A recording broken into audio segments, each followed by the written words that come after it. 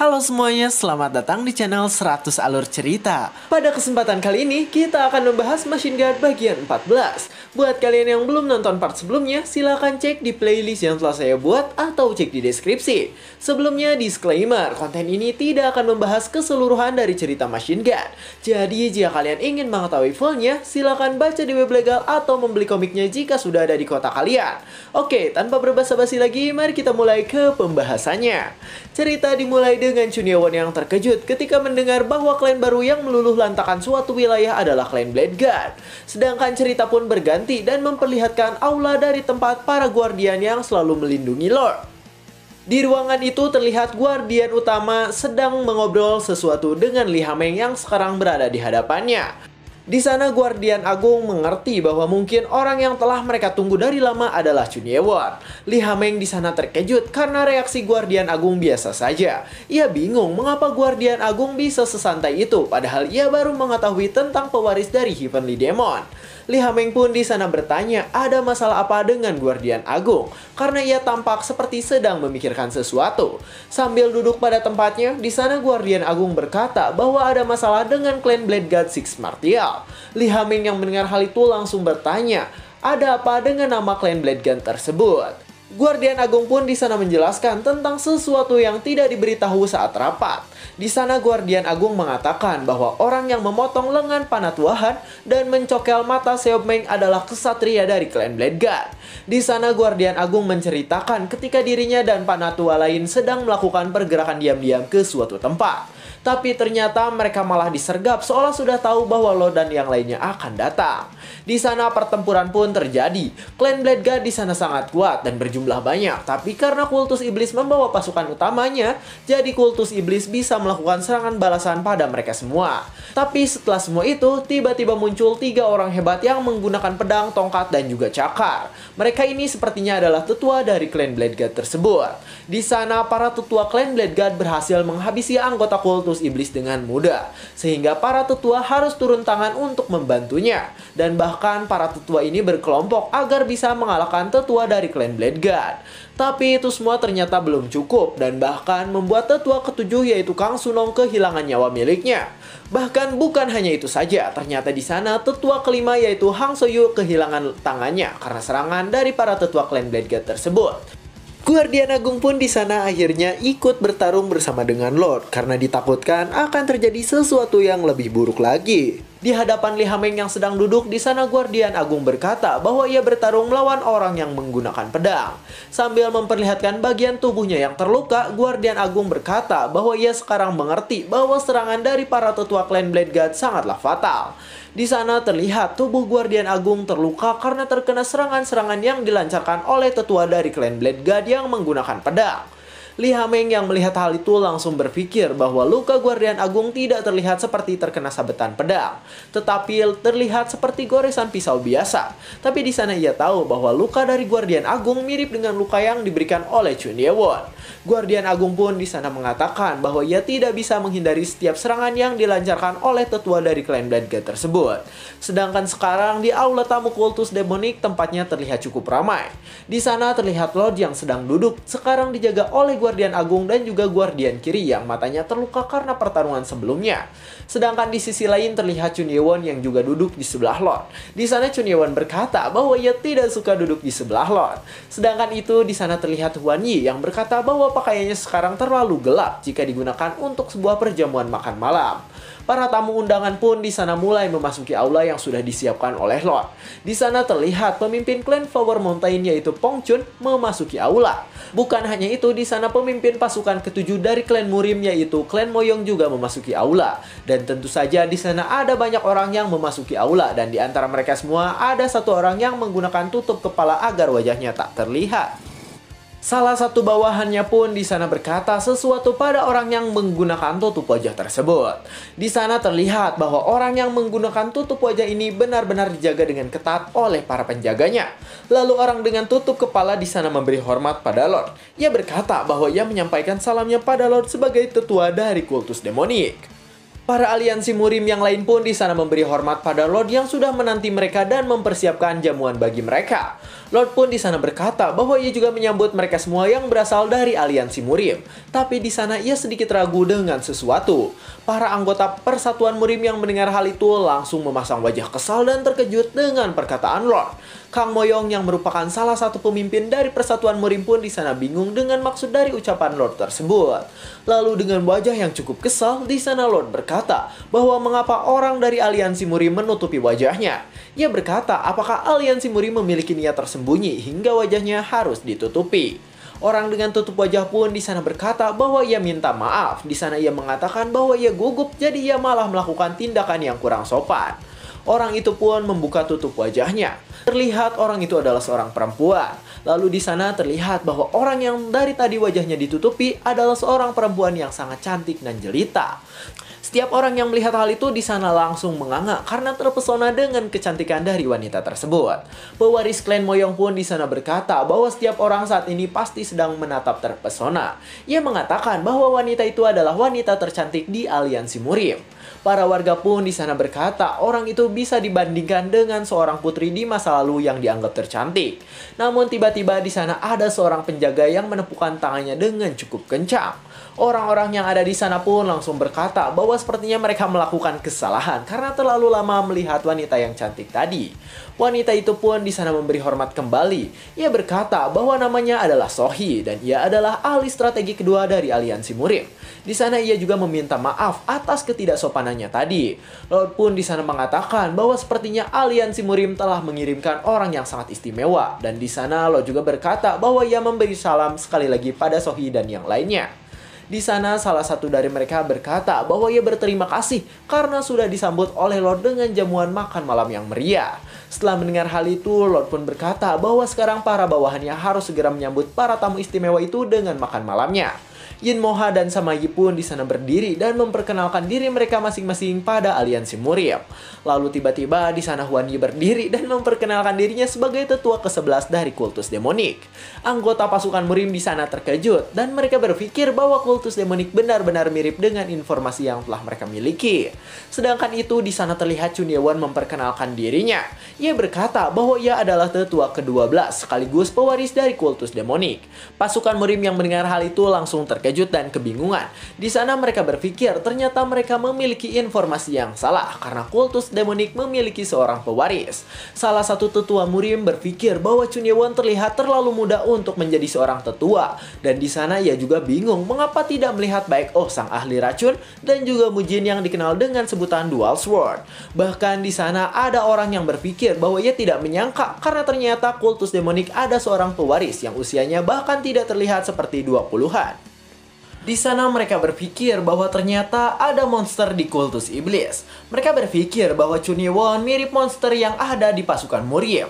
Tiba-tiba di sana ada seorang penjaga yang berpikir bahwa ia sepertinya tidak bisa mengalahkan para tetua. Lalu di sana wajahnya menatap dengan tajam ke arah seseorang yang berada di jajaran para tetua.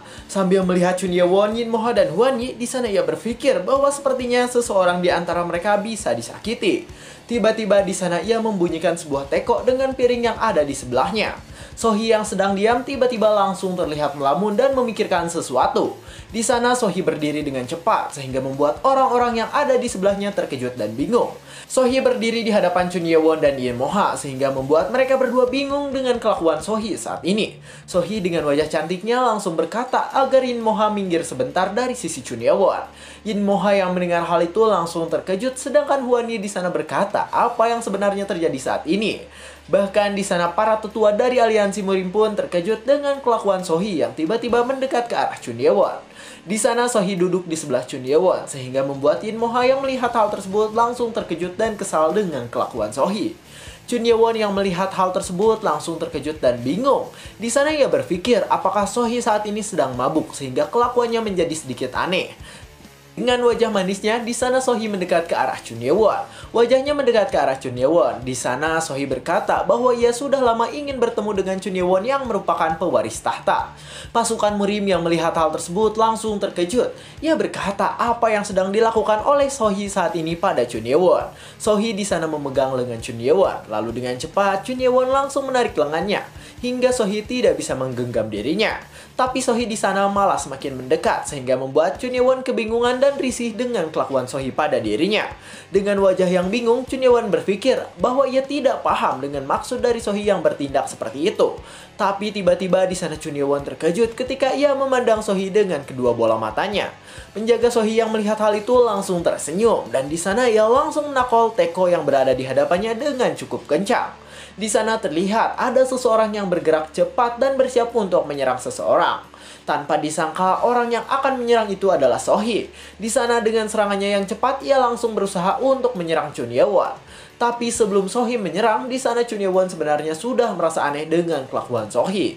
Lalu di sana terlihat Chun Ye-won meminta Nano untuk menganalisa Sohee dan ternyata Sohee dikonfirmasi terkena hipnotis oleh seseorang. Karena hal itu, Sohee pun di sana langsung mengarahkan serangannya pada Chun Ye-won.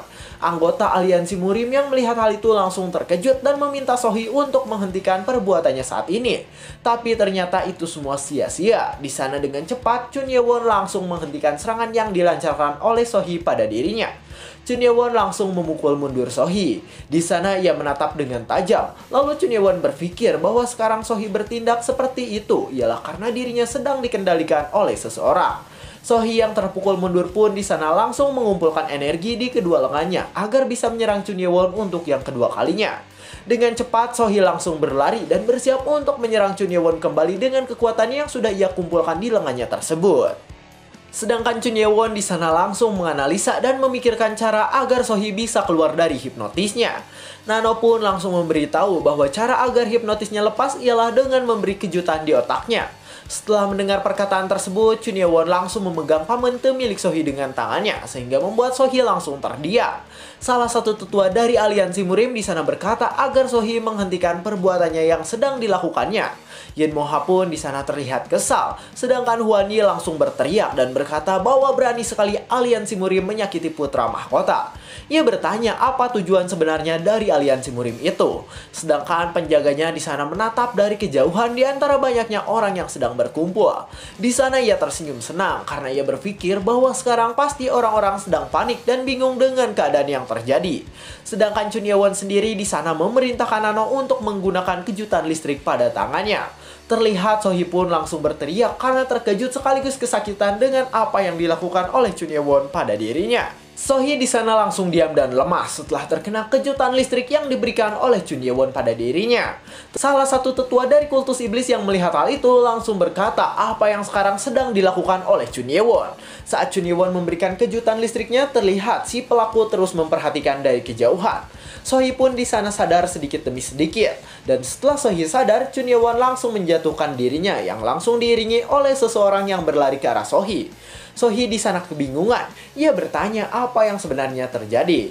Ia mengatakan apakah dirinya terlalu banyak minum hingga ia menjadi seperti itu.